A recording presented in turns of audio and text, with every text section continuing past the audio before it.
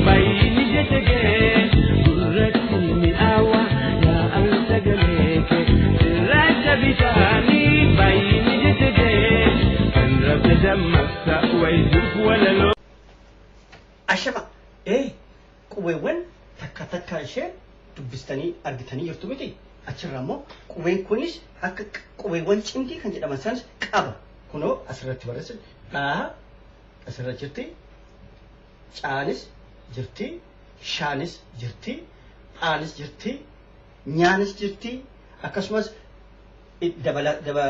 dabalataaf immoo saayinis jirti maqaa nama barreessuudhaan.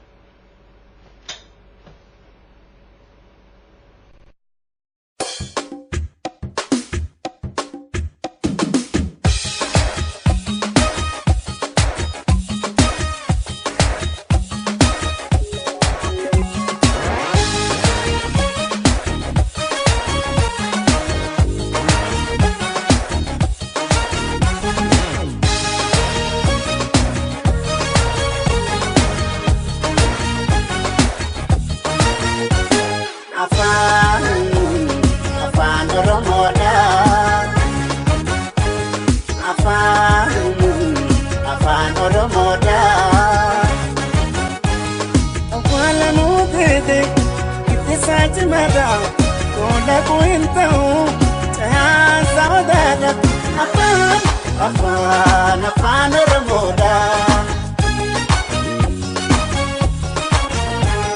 Afaan Afaakiyaa, afaan Aadaatiyaa, afaan Oromiyaa. Afaan Saachaa jedhee afaanuma keenyaan katabnee dubbifna. Afaan Oromootiin barannee guutanna.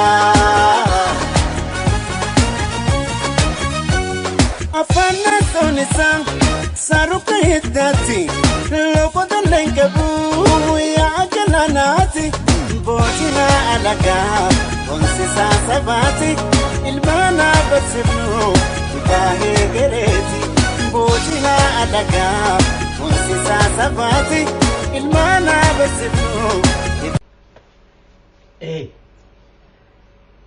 akka kana rababa ke baretan abdi guddaa qaba. Gara fuulduraatis yoo fedhii keessan ta'e ijoollee keessan barsiisuudhaaf yaaddanis akkaataan itti baramu baay'ee salphaadha. Takka qubeewwan barannaan barreessuun rakkoo wayiituun fidu. Kanaafuu akkuma agartan akkaataan itti waamanis akkaataan itti barreeffamus immoo gara fuuldura viidiyoowwan biraat irratti gatii baa'us barachaa deemtu jechuudha. Gatii har'a dhaggeeffatan kan wajjin barannee fi baay'ee galatamaa isiniin jedha. Nagaa inni irraanfatina baradhaa wal barsiisa.